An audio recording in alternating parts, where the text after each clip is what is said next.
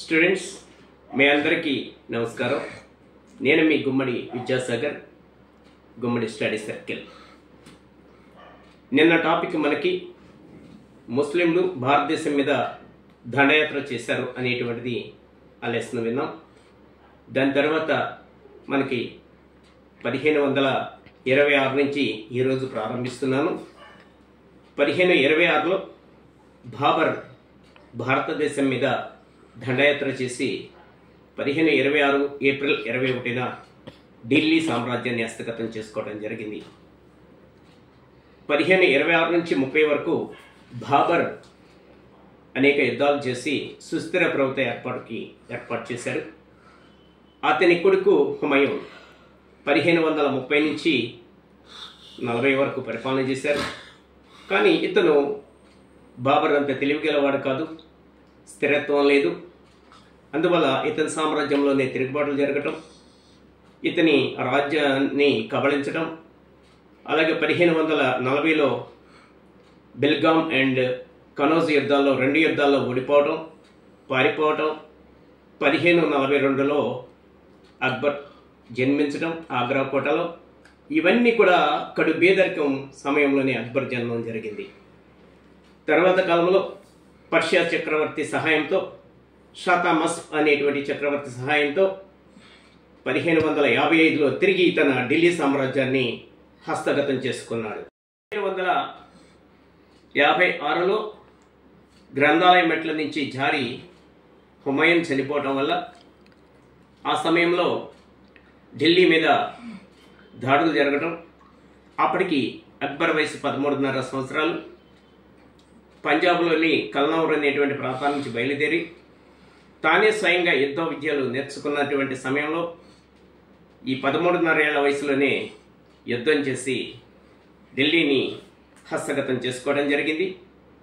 మొఘలు చక్రవర్తులలో అగ్రగణ్యుడు అని చెప్పడానికి అక్బర్ చేసినటువంటి చట్టాలు, అతను ఇచ్చినటువంటి తీర్పులు, అతని సామ్రాజ్యంలో విధించిన పన్నులు, ప్రజల యొక్క కష్ట సుఖాలు తెలిసినటువంటి వ్యక్తిగా, మానవతా దృక్పథం కలిగినటువంటి వ్యక్తిగా, సామాన్య పౌరునిగా, కీలకమైనటువంటి చక్రవర్తిగా, ప్రజా మన్ననలు పొందినటువంటి ఏకైక మొఘలు చక్రవర్తిగా, అందరి అభిప్రాయాలు, రచయితల యొక్క అభిప్రాయాలన్నీ కూడా గెలుచుకున్నటువంటి వ్యక్తిగా, అన్ని మతాలు సమానమే అని చెప్పని హిందూ ముస్లింల యొక్క సమైక్యత కోసం అతను ఒక మసీదు, అంటే ఈ యొక్క తన సామ్రాజ్యంలో ఉన్నటువంటి అన్ని వర్గాల ప్రజల కోసం ఒక మత సంస్థని స్థాపించడం, దానిలోనే అందరూ కూడా తమ యొక్క మతానికి సంబంధించినటువంటి ప్రార్థనలు చేసుకోవడానికి ఏర్పాటు చేసినటువంటి వాడు అక్బర్.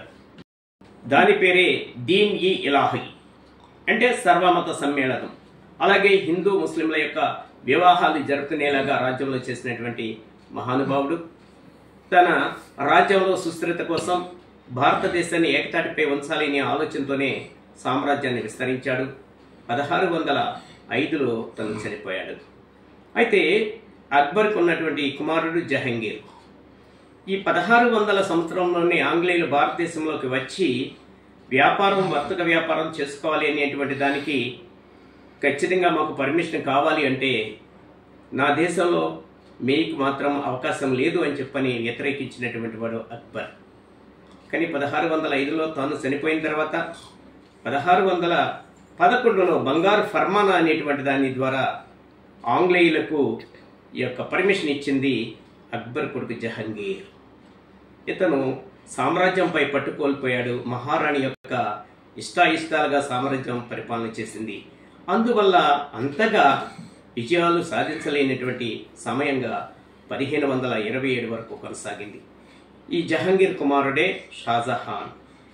షాజహాన్ కూడా యుద్ధ తంత్రాలు నేర్చినటువంటి వాడు.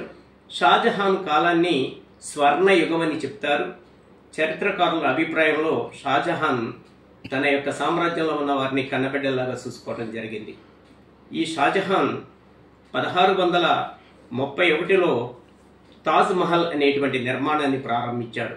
ఎందుకు అంటే తన కలల రాణి ముంతాజ్ మహల్ చనిపోవటం వల్ల, తాను ఎంతో ఇష్టంగా భావించినటువంటి మహారాణి చనిపోవటం వల్ల ఆమె జ్ఞాపకార్థం ఒక మసీదు నిర్మాణం, అదే అంటే అక్కడే ఖననం చేసినటువంటి ప్రాంతంలోనే ఈ యొక్క ముంతాజ్ మహల్ని నిర్మించాడు, పునాదులు వేయించాడు. 1631లో ప్రారంభించినటువంటి ఈ యొక్క నిర్మాణం 1653లో పూర్తి అయింది. అదే తాజ్ మహల్. అంటే ఆవిడ పేరు ముంతాజ్ మహల్ కనుక అవటం వల్ల ముంతీసి తాజ్ మహల్గా నిర్మాణాన్ని పూర్తి గావించాడు. అయితే తనకున్నటువంటి 4 కుమారులు, 2 కుమార్తెలు రాజ్యం కోసం ఘర్షణలు జరిగి ఒకరి మీద ఒకరు దాడులు చేసుకుని అందరినీ చంపివేసినటువంటి ఘనత ఔరంగజేబుకు దక్కింది. ఈ టాపిక్ పై మీకు నచ్చినట్లయితే షేర్ చేయండి, లైక్ చేయండి, సబ్స్క్రైబ్ చేయండి, కామెంట్ చేయండి.